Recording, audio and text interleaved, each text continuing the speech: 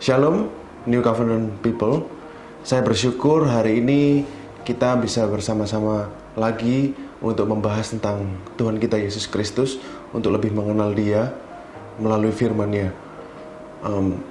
Seperti yang saya selalu katakan di awal dari sharing saya, New Covenant Church hanya memberitakan tentang Yesus Kristus saja, karena kami percaya bahwa Yesus adalah solusi dari segala masalah yang ada dalam hidup manusia hari ini.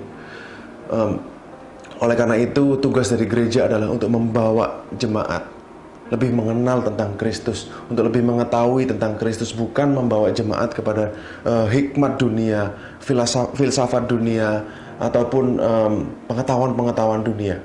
Karena di mimbar hanya Yesuslah yang menjadi solusi bagi seluruh umat manusia pada hari ini. Apapun masalahnya, Yesus adalah solusi.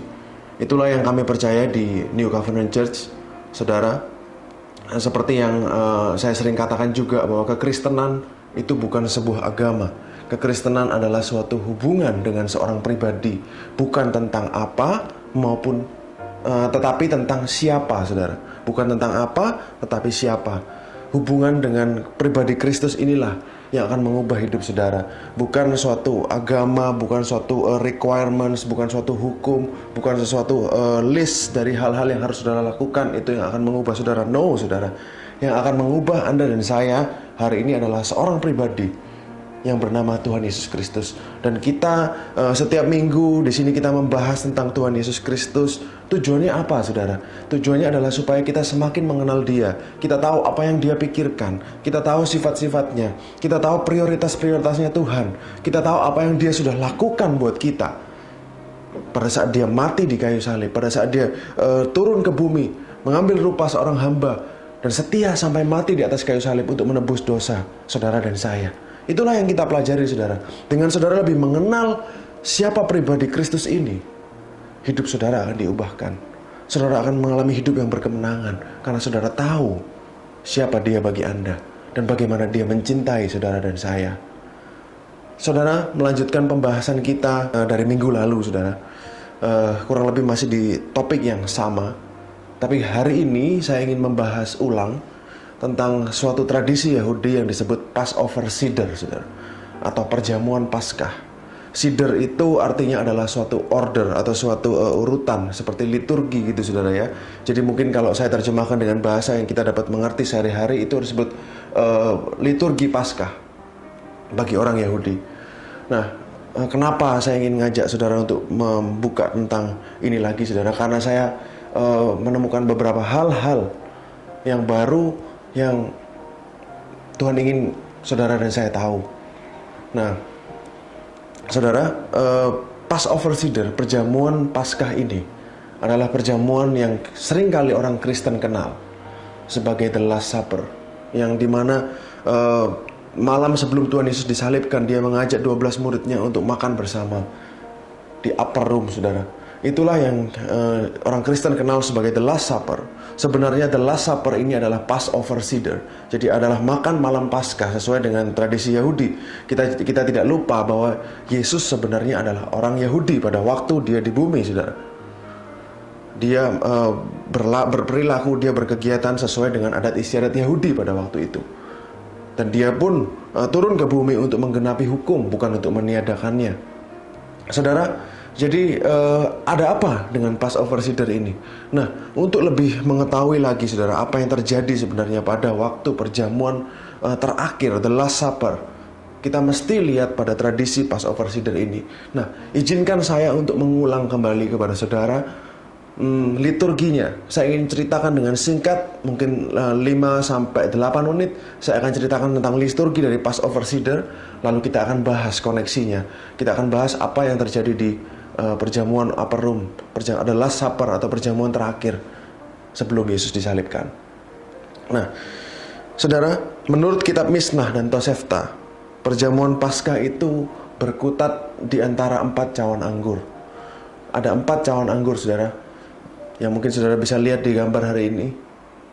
Yang pertama adalah Cup of Sanctification atau Kiddush Cup, jadi cawan pengudusan.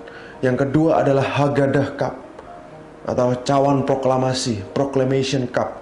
Yang ketiga adalah Cup of Berakah. artinya adalah cawan berkat. Yang keempat adalah Hillel Cup, yang artinya adalah cawan puji-pujian. Cawan yang keempat ini seringkali disebut juga sebagai cup of consummation. Artinya apa? Consummation itu adalah puncak dalam konteks kata pernikahan. Jadi puncak dari suatu pernikahan, saudara.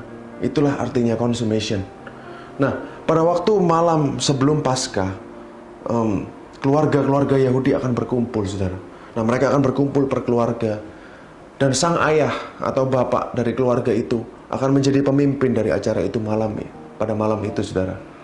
Nah, mereka akan menuangkan anggur yang pertama, yaitu sanctification cup atau kidus cup. Mereka akan campur dengan air, lalu mereka akan mengucapkan berkat atas cawan itu. Mereka akan katakan seperti ini, saudara: diberkatilah Tuhan yang memberikan buah dari pokok anggur. Blessed is the Lord who makes the fruit of the vine. Itulah yang akan mereka katakan sebelum mereka minum anggur itu, saudara. Lalu dia akan memperkatakan berkat atas anggur tersebut dan berkat atas hari yang spesial itu juga, saudara. Lalu hidangan makanan akan mulai disajikan dan mereka akan memakan hidangan pembuka, yaitu sayur pahit yang mengingatkan mereka akan penderitaan di Mesir, saudara. Dan ini mereka akan lanjut ke cawan yang kedua, yaitu Haggadah Cup atau Proclamation Cup atau cawan proklamasi. Mengapa disebut demikian, saudara? Karena pada waktu fase ini orang Yahudi akan menjelaskan, ya, bapak Yahudi akan menjelaskan kepada anggota keluarganya apa yang Tuhan sudah lakukan buat mereka, menyelamatkan orang Israel dari perbudakan di Mesir, saudara. Itulah yang akan mereka jelaskan. Mereka akan mengutip dari Ulangan 26 ayat 5 sampai 11. Mereka akan mengucapkan syukur intinya kepada Tuhan atas apa yang Yahweh sudah lakukan buat mereka dengan melepaskan mereka dari perbudakan di Mesir. Nah, bapak Yahudi tersebut, kepala keluarga tersebut akan menjelaskan setiap makanan yang ada di meja. Artinya apa, ini artinya apa, ini apa, domba Paskah ini apa, roti tidak beragi apa. Ini dia akan menjelaskan semuanya, saudara. Lalu mereka akan mengakhiri fase ini dengan ucapan syukur, dengan menyanyikan Mazmur 113 sampai 114. Saudara bisa baca sendiri di rumah. Itulah yang orang Yahudi lakukan di fase Haggadah Cup atau cawan proklamasi. Lalu yang ketiga, saudara, cawan yang ketiga akan dituang. Lalu cawan ini disebut cawan berkat, seperti yang saya sudah katakan tadi, atau dalam bahasa Inggrisnya cup of blessing. Mengapa disebut cup of blessing, saudara? Orang Yahudi akan mengucapkan berkat sebelum mereka makan roti tidak beragi dan domba Paskahnya. Mereka akan berkata seperti ini: diberkatilah Tuhan yang membuat roti dari bumi, yang mengeluarkan roti dari bumi. Lalu mereka akan makan roti tidak beragi itu beserta domba Paskahnya, saudara. Setelah mereka makan, mereka akan memperkatakan berkat lagi atas cawan yang ketiga tadi. Diberkatilah Tuhan yang memberikan buah dari pokok anggur. Itulah kira-kira seperti itu menurut kitab Misnah, apa yang mereka lakukan pada fase yang ketiga, cawan yang ketiga. Di cawan yang keempat, saudara, orang Yahudi mereka akan menuangkan cawan yang keempat. Lalu mereka akan menyanyikan Mazmur 115 ayat sampai 118. Ini adalah Mazmur puji-pujian kepada Tuhan atas apa yang Dia sudah lakukan buat bangsa Israel. Lalu mereka akan bernyanyi bersama-sama menyanyikan Mazmur 115 sampai 118 yang dikenal sebagai The Great Hillel atau The Great Praise. The Great Praise, saudara. Setelah itu cawan anggur yang keempat akan diminum. Dengan diminumnya cawan anggur yang keempat atau Hillel Cup ini, saudara, mereka akan orang Yahudi akan menyelesaikan perjamuan Paskah mereka pada malam itu. Cawan yang keempat disebut Hallel Cup, artinya adalah cawan puji-pujian. Karena di fase itu mereka memuji Tuhan atas apa yang Dia sudah lakukan untuk bangsa Israel. Di antara cawan ketiga dan cawan keempat tidak diperbolehkan ada yang minum anggur, saudara. Jadi misalnya di tengah-tengah puji-pujian ada yang mau minum anggur, tidak diperbolehkan. Jadi puji-pujiannya selesai, baru mereka minum anggur. Itulah yang terjadi pada bangsa Israel pada waktu itu, saudara, yang biasa dilakukan oleh mereka secara tradisi. Lalu kita akan bahas bersama-sama apa sebenarnya yang terjadi pada perjamuan malam terakhir sebelum Yesus disalibkan. Saya ajak saudara untuk buka Lukas pasal 22 ayat 14 sampai 20. Saya bacakan buat saudara Lukas 22 ayat 14 sampai 20. Ketika tiba saatnya, Yesus duduk makan bersama-sama dengan rasul-rasulnya. Katanya kepada mereka, "Aku sangat rindu makan Paskah ini bersama-sama dengan kamu sebelum aku menderita. Sebab aku berkata kepadamu, aku tidak akan memakannya lagi sampai ia beroleh kegenapannya dalam kerajaan Elohim." Kemudian ia mengambil sebuah cawan, mengucap syukur lalu berkata, "Ambillah ini dan bagikanlah di antara kamu. Sebab aku berkata kepadamu, mulai dari sekarang aku tidak akan minum lagi hasil pokok anggur sampai kerajaan Elohim telah datang." Lalu ia mengambil roti, mengucap syukur, memecah-mecahkannya dan memberikannya kepada mereka. "Inilah tubuhku yang diserahkan bagi kamu. Perbuatlah ini menjadi peringatan akan aku." Demikian juga dibuatnya dengan cawan sesudah makan. Ia berkata, "Cawan ini adalah perjanjian baru oleh darahku yang ditumpahkan bagi kamu." Saudara, ada dua cawan yang disebutkan, yaitu di ayat 17 dan ayat 20. Lukas menyebutkan di ayat 20 bahwa cawan itu adalah cawan sesudah makan, saudara. Cawan sesudah makan. Menurut tradisi Yahudi, cawan sesudah makan atau anggur sesudah makan ini adalah cup of berakah atau cawan berkat, saudara. Dan ini pun cawan yang ketiga. Dan ini pun dikonfirmasi oleh Rasul Paulus di 1 Korintus 10 ayat 16. Saya ajak saudara baca bersama 1 Korintus 10 ayat 16. Dalam bahasa Indonesianya dikatakan seperti ini, saudara. "Bukankah cawan pengucapan syukur yang atasnya kita ucapkan syukur adalah persekutuan dengan darah Kristus? Bukankah roti yang kita pecah-pecahkan adalah persekutuan dengan tubuh Kristus?" Ini seringkali disebutkan di gereja pada waktu kita berkumpul dulu, saudara, sebelum kita makan dan minum perjamuan Tuhan, saudara. Nah, saya ingin ajak saudara baca dalam New King James Version-nya. Bisa ditampilkan New King James Version-nya. Saya akan bacakan 1 Korintus 10 ayat 16 dari New King James Version. "The cup of blessing which we bless, is it not the communion of the blood of Christ? The bread which we break, is it not the communion of the body of Christ?" Jelas sekali dikatakan oleh Rasul Paulus dalam bahasa Inggrisnya the cup of blessing, saudara. The cup of blessing. Saudara ingat saya sudah jelaskan tadi, the cup of blessing adalah cawan ketiga, saudara. Nah, jadi yang Yesus minum di ayat 20 adalah cawan yang ketiga, cup of blessing. Sesudah makan, mereka sudah makan domba Paskah pada waktu itu. Dan sedangkan di ayat 17 adalah cawan proklamasi atau Haggadah cup. Di ayat 17 tadi dikatakan mereka mengucap syukur, saudara. Itu adalah karena cawan kedua itu adalah cawan pengucapan syukur atas apa yang Tuhan sudah lakukan buat mereka, melepaskan orang Israel dari perbudakan di Mesir. Oleh karena itu ayat 17 ini adalah cawan yang kedua, saudara. Nah, tapi yang aneh, saudara, dari apa yang Yesus lakukan, dia menjelaskan tentang tubuhnya, bukan menjelaskan tentang domba Paskah itu. Di tradisi Yahudi, dimakan perjamuan Paskah normal, sang kepala keluarga atau pemimpin dari acara itu akan menjelaskan tentang domba Paskahnya, tentang arti dari domba Paskah ini, saudara. Apa yang mereka lakukan, bagaimana domba Paskah ini mereka bakar pada waktu malam di mana tulah ke-10 turun, sehingga mereka diluputkan dari kematian anak sulung di Mesir, lalu mereka keluar. Nah, biasanya, normalnya orang Yahudi akan menjelaskan tentang ini, saudara. Tetapi di perjamuan terakhir, Yesus menjelaskan tentang inilah tubuhku yang dipecah-pecahkan bagi kamu, yang dihancurkan diserahkan bagi kamu. Saudara. Perbuatlah ini menjadi peringatan akan aku. Yesus bukan menjelaskan tentang domba Paskahnya, tapi dia menjelaskan bahwa roti itu adalah tubuhnya. Artinya apa, saudara? Perjamuan Paskah hari ini berbeda. Perjamuan terakhir bukanlah suatu perjamuan Paskah Yahudi biasa. Karena Yesus mengidentifikasikan dirinya, dialah sebagai domba Paskah itu, saudara. Dia menjelaskan tentang tubuhnya sendiri.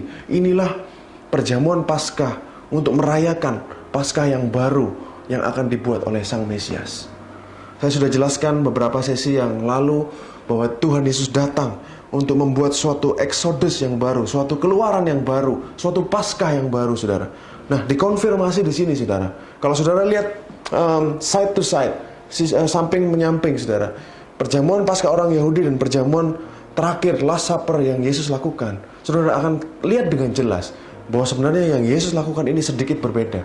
Bukan sedikit berbeda, tapi cukup berbeda dari yang biasanya dilakukan oleh orang Yahudi. Karena dia sedang menginstitusikan, dia sedang meresmikan suatu Paskah yang baru, yaitu Passover of the Messiah. Ini adalah Paskah dari Mesias itu, saudara. Dia menjelaskan tentang dirinya yang akan dihancurkan di atas kayu salib untuk menebus dosa saudara dan saya. Dia merayakan suatu Paskah yang baru. Dia mendirikan suatu peringatan Paskah yang baru. Lalu, saudara, kita akan baca di Lukas 22 ayat 18, saudara. Lukas 22 ayat 18. Saya bacakan ulang untuk saudara. Sebab aku berkata kepadamu, mulai dari sekarang ini aku tidak akan minum lagi hasil pokok anggur sampai kerajaan Elohim telah datang. Pada saat Yesus mengatakan hal ini, orang-orang Yahudi, yaitu murid-muridnya, yang mendengarkan pasti akan terkejut, saudara. Pasti akan syok, pasti akan kaget melihat apa yang Yesus katakan. Karena sebenarnya masih ada tersisa satu cawan lagi yang belum mereka minum, saudara. Masih ada satu cawan lagi yang belum mereka minum, yaitu halal cup, yaitu cawan puji-pujian. Itu yang belum mereka minum pada hari itu. Kenapa Yesus bisa katakan dia tidak akan minum anggur lagi, hasil anggur lagi sampai kerajaan Elohim telah datang? Ini akan membuat murid-muridnya sangat kaget. Karena seharusnya mereka minum satu cawan lagi. Kita akan lanjut, saudara.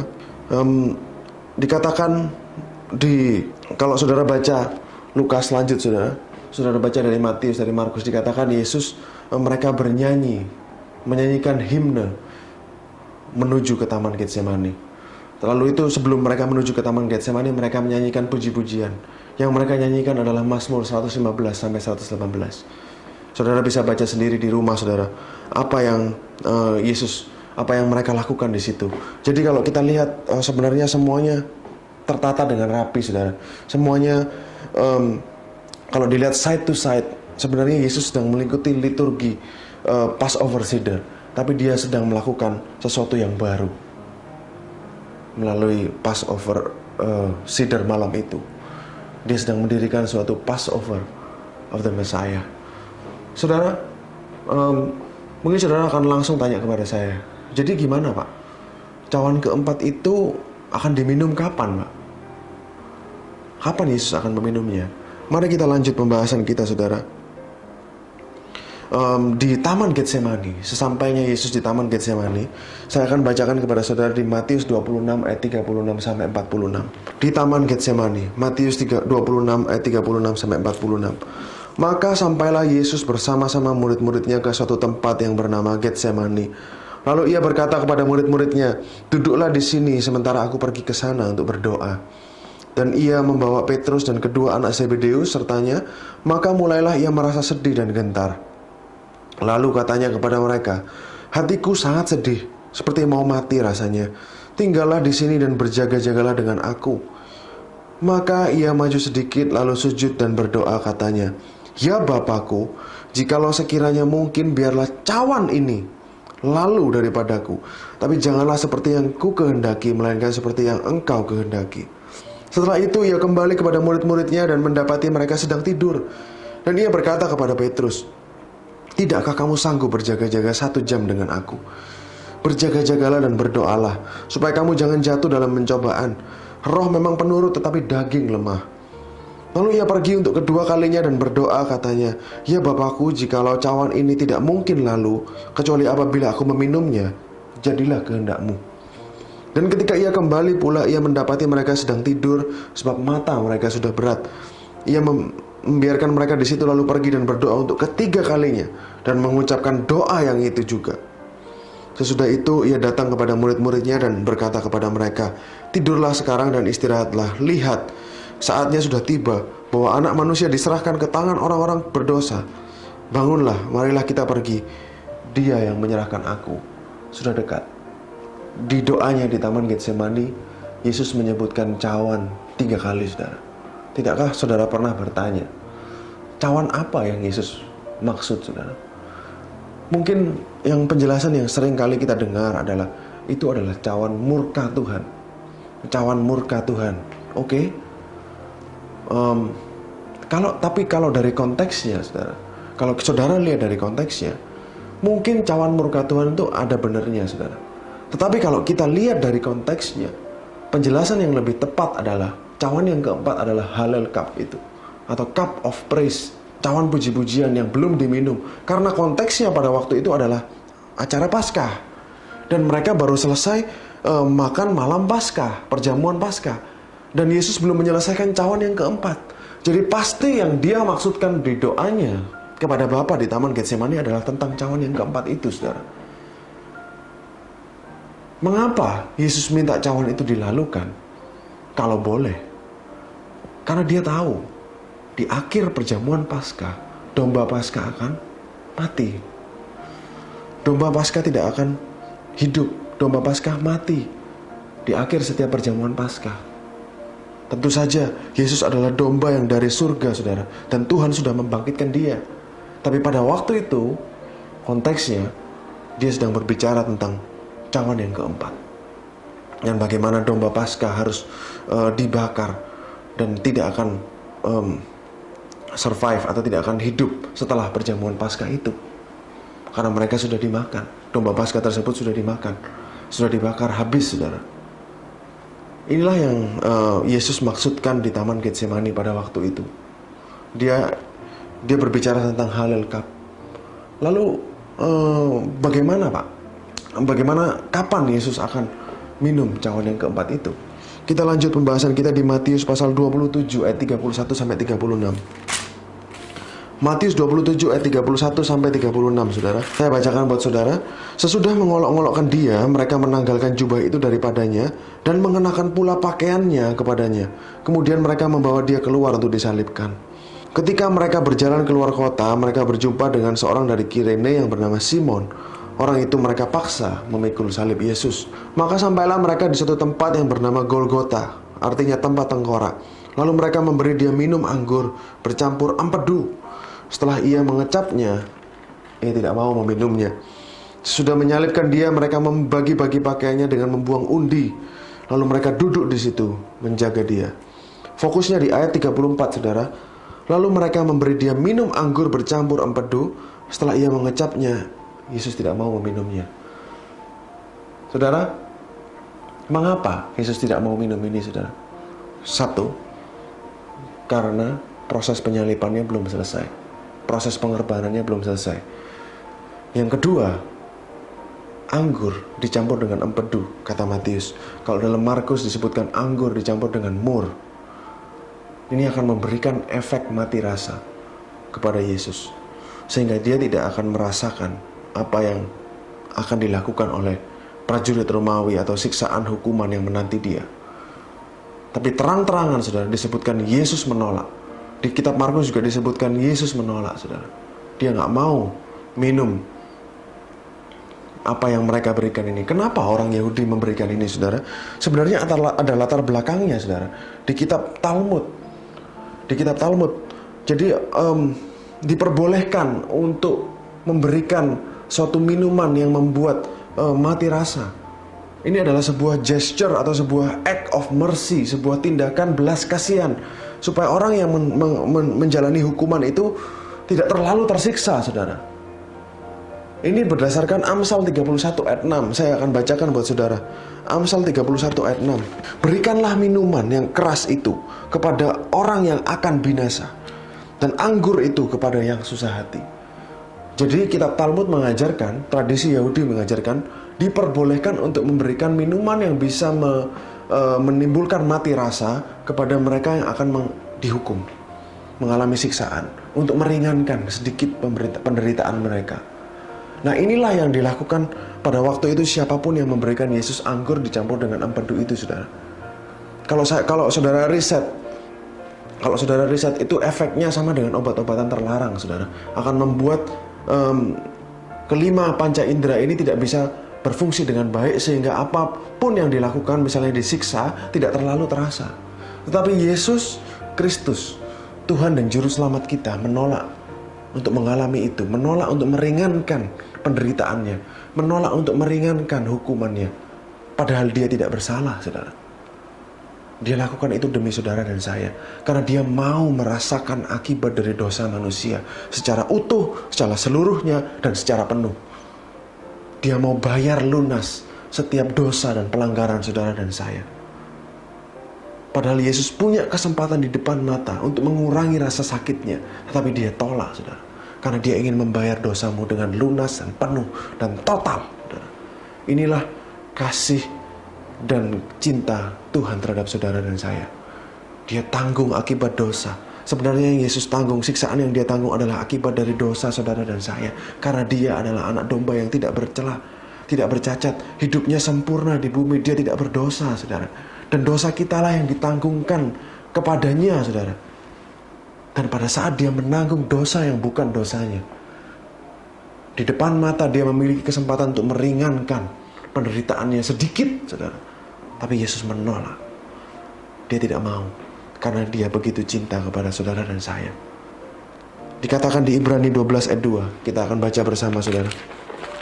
Ibrani 12 ayat 2. Marilah kita melakukannya dengan mata yang tertuju kepada Yesus, yang memimpin kita dalam iman dan membawa iman kita kepada kesempurnaan, yang dengan mengabaikan kehinaan tekun memikul salib, ganti sukacita yang disediakan bagi dia, yang sekarang duduk di sebelah kanan tahta Elohim.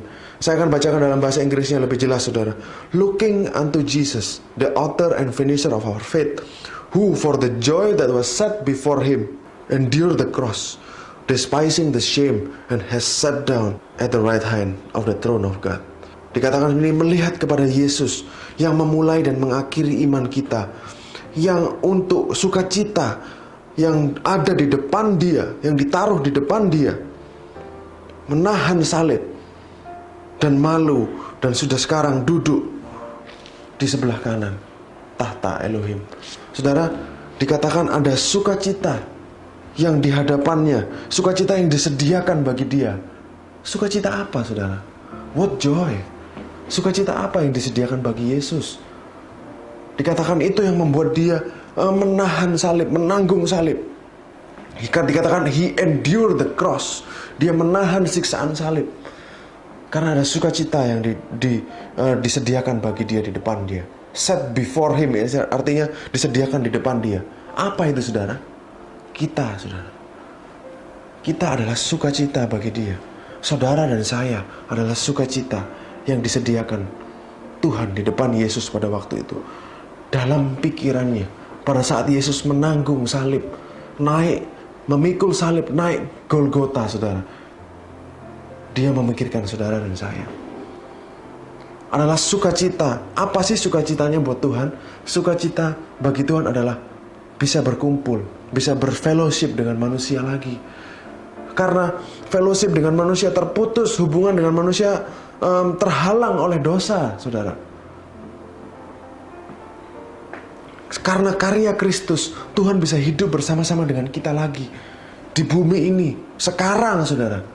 Di hari ini, bukan hanya nanti setelah kita masuk surga, saudara, tapi hari ini He is with you and I. Dia bersama-sama engkau dan saya. Itulah sukacita yang ada di depan mata Yesus pada saat dia menanggung salib. Itulah yang ada di pikirannya. Dia ingin bersama-sama dengan manusia. Yesus sangat ingin bersama-sama dengan saudara. Saudara, kalau saudara merindukan surga, kalau saudara merasa saudara kangen Tuhan, saudara ingin bertemu dengan Tuhan face to face, believe me, percaya saya, saudara, dia lebih ingin untuk berkumpul dan bersekutu bersama-sama dengan saudara. Yesus lebih rindu untuk tinggal, untuk bersama-sama dengan saudara, untuk menjalani hidup bersama-sama dengan saudara, daripada saudara ingin dan rindu untuk bertemu atau bersama-sama dengan dia. Dia lebih ingin bersama-sama dengan engkau. Mengapa saya bisa katakan ini, saudara? Buktinya adalah dia rela mati di kayu salib. Dia bayar harga yang paling mahal untuk bisa bersama-sama engkau dan saya.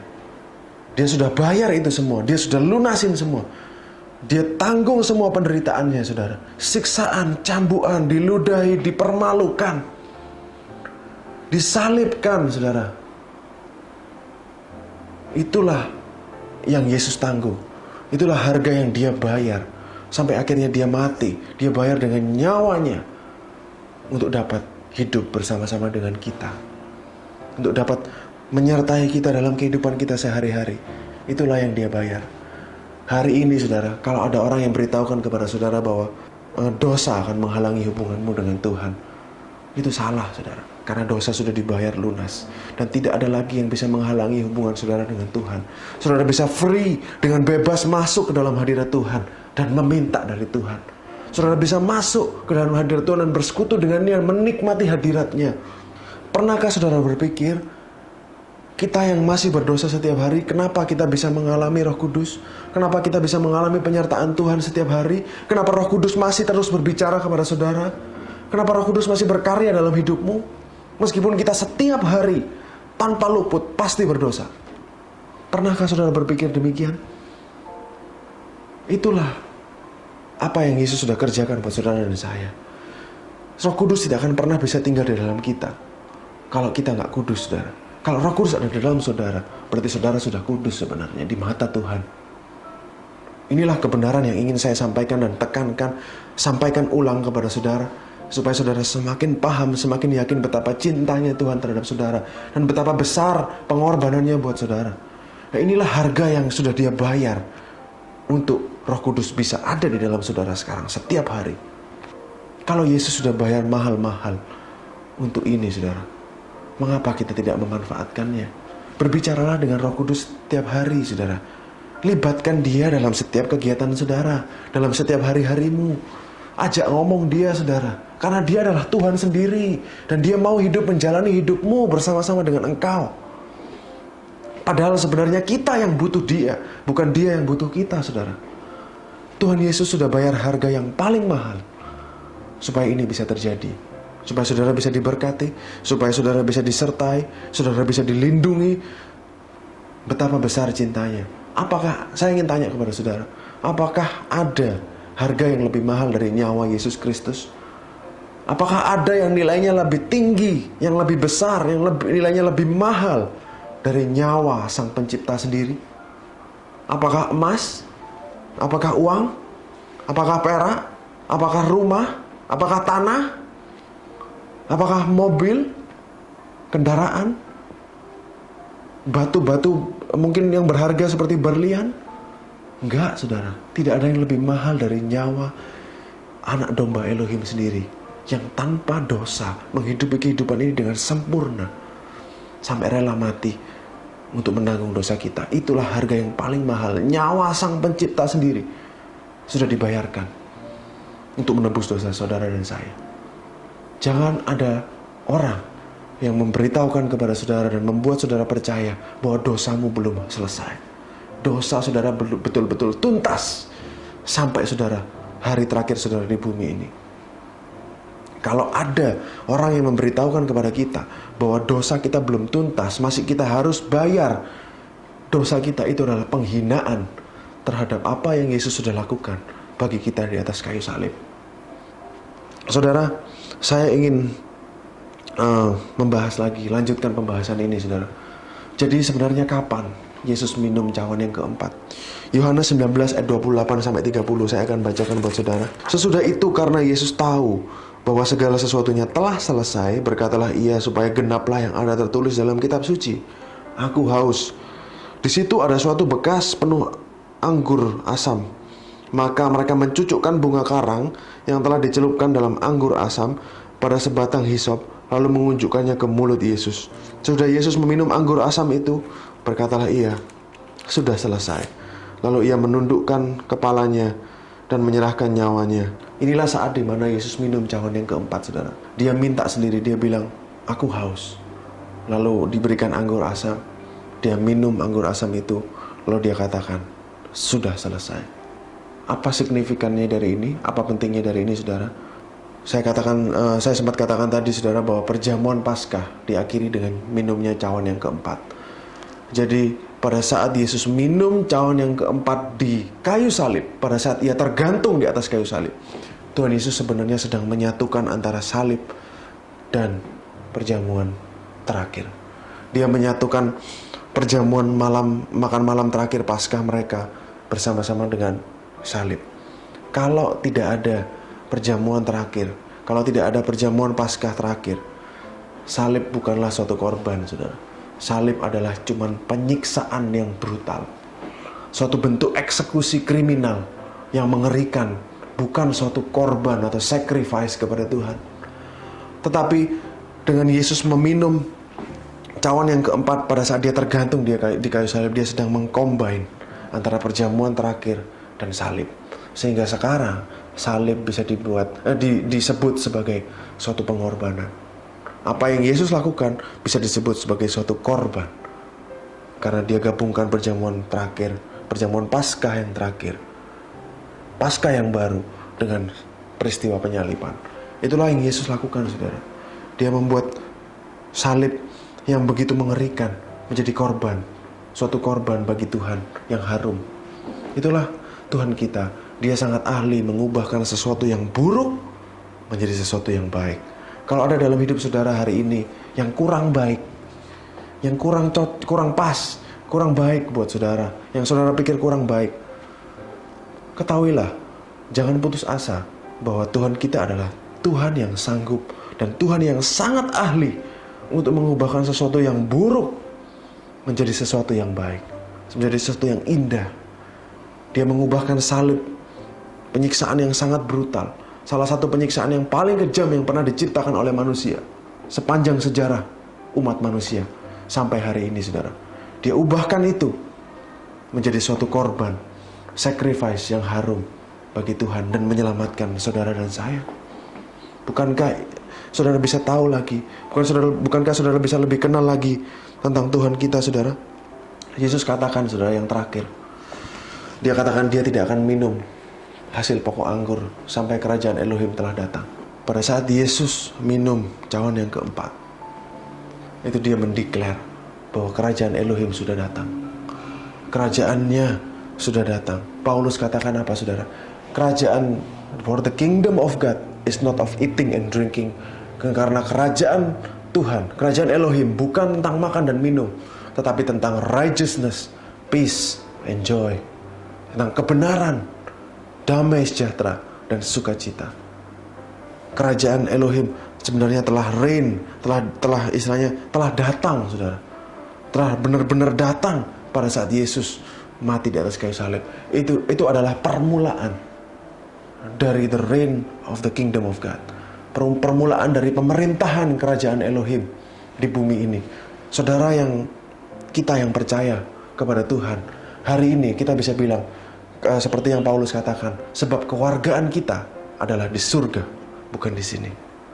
Karena apa, saudara? Karena apa yang Yesus lakukan. Karena kita percaya kepada apa yang dia sudah lakukan di atas kayu salib buat kita. Oleh karena itu kewargaan kita bukan di bumi lagi, tapi kewargaan kita adalah di kerajaan surga, kerajaan Tuhan. Dan kerajaan itu dimulai pada saat kita di bumi ini, saudara.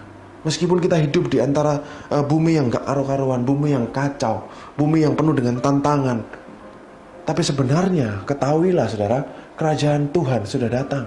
Dan kerajaan Tuhan sudah berkuasa atas saudara. Hidup saudara sudah hidup di dalam pemerintahan kerajaan Tuhan. Kita bukan hidup di bawah kerajaan dunia, saudara. Kita hidup di bawah pemerintahan kerajaan surga. Ekonomi dunia boleh krisis, ekonomi dunia boleh mengalami resesi, dunia boleh kacau, mengalami sakit penyakit dan segala macam, ada wabah. Tapi kita bukan warga negara dunia ini, saudara. Kita adalah warga negara surga.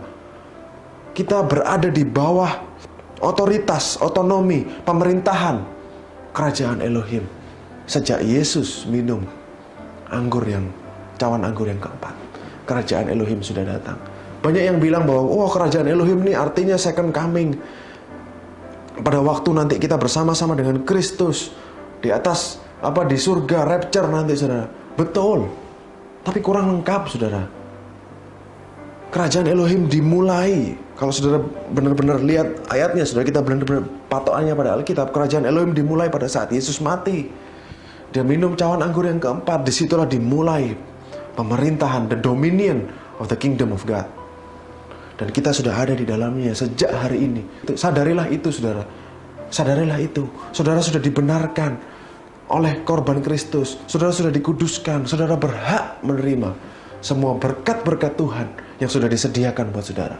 Saudara butuh damai sejahtera, saudara butuh perlindungan, saudara butuh kesehatan, saudara butuh berkat keuangan, saudara butuh damai sejahtera dalam keluargamu, sukses dalam pendidikan saudara, atau apapun yang saudara lakukan berhasil. Itu semua sudah layak engkau terima. Karena you are the righteousness of God in Christ. Karena saudara memiliki kebenaran Tuhan. Kita sudah bisa hidup dalam dominion kerajaan Tuhan. Meskipun dunia kacau, kita tidak harus kacau, saudara. Kita tidak kacau karena kita di dalam kerajaan Tuhan, bukan kerajaan dunia. Ini yang seringkali umat Tuhan tidak mengerti, saudara. Kita belum paham. Saya hanya jelaskan Alkitab buat saudara. Ini bukan interpretasi saya sendiri, tapi kita lihat dari Alkitab, saudara. Ya, mungkin nanti rapture, kita bersama-sama dengan Tuhan, pasti, saudara. Tapi kalau kerajaan Elohim dimulai pada saat rapture, berarti kita kehilangan apa yang Dia sediakan buat kita selama kita hidup di dunia. Saya harap saudara diberkati. Saya harap saudara dikuatkan. Saya harap saudara semakin tahu karakter Tuhan kita. Saudara semakin tahu apa yang Dia sudah lakukan buat saudara dan saya. Saudara semakin paham bahwa hidup ini adalah anugerah dari Dia. Dan Dia sudah bersama-sama dengan saudara menjalani hidup ini bersama-sama denganmu. Libatkan Dia dalam hidupmu, saudara. Libatkan Roh Kudus dalam kehidupan sehari-hari saudara. Saudara mau bekerja, saudara mau mengurus anak saudara, saudara mau pergi dengan keluarga saudara, atau mungkin saudara liburan, libatkan Tuhan, saudara. Dia ingin bersama-sama dengan saudara. Dia ingin menjalani hidupmu bersama-sama dengan engkau. Dan Dia ingin membuat engkau berhasil dalam segala lakumu. Saudara, setiap hari, setiap minggu, setiap hari kita dikuatkan, kita diingatkan, kita semakin paham tentang sifat-sifat karakter Tuhan kita, apa yang Dia sudah lakukan buat kita. Ini akan membuat kita semakin hidup berkemenangan. Saudara semakin sadar, saudara semakin terbuka mata saudara, mata rohani saudara semakin terbuka tentang apa yang sudah Tuhan lakukan buat engkau, dan betapa cintanya Dia kepada saudara dan saya. Kalau saudara lupa semua yang saya khotbahkan hari ini, saya ingin saudara ingat satu hal. Sang pencipta dunia, orang tertinggi, pribadi yang paling tinggi di alam semesta ini, mencintai saudara dan saya sampai Ia rela mati di kayu salib, telanjang di depan semua ciptaannya, saudara, untuk menanggung semua dosa kita. Sekarang kita sudah dibenarkan oleh karena karyanya. Saya ingin saudara ingat satu hal itu saja, saudara. Mari kita berdoa. Bapa dalam surga, terima kasih atas firman-Mu hari ini, Tuhan. Terima kasih atas pernyataan cinta-Mu hari ini, Tuhan. Engkau sungguh baik, Engkau sangat baik bagi kami. Terima kasih atas korban Kristus di atas kayu salib. Semakin hari semakin nyatakan tentang karya Kristus kepada kami, Tuhan. Kami tidak akan pernah mengerti secara full, karena setiap hari, setiap berjalannya waktu, Engkau akan bukakan dan bukakan lagi kepada kami tentang kasih-Mu, tentang apa yang Engkau sudah lakukan buat kami, tentang betapa cintanya Engkau kepada kami, Tuhan. Dan kami akan menghidupi sisa hari-hari kami di bumi ini, dan lebih lagi mengenal Engkau setiap hari, sampai hari di mana nanti kami akan bertemu Engkau muka dengan muka. Terima kasih Tuhan, aku berdoa buat setiap jemaat-Mu yang mendengarkan hari ini, Tuhan, supaya mereka diberi perlindungan, supaya mereka diberi kesehatan, supaya mereka diberi berkat-Mu, Tuhan, dan terlebih lagi supaya mereka bisa merasakan pewahyuan dari cinta-Mu. Nyatakan dalam hidup mereka, Tuhan, supaya mereka semakin paham bahwa Tuhan mencintai mereka, dan semakin hari mereka semakin nyata bagi mereka cinta-Mu termanifestasi dalam hidup mereka. Terima kasih Tuhan, terima kasih. Saya selesai berbicara, Tuhan. Engkau yang menerjemahkan lanjut lebih dalam lagi dalam hati setiap anak-anak-Mu. Dalam nama Yesus Kristus kami berdoa dan mengucap syukur. Amin.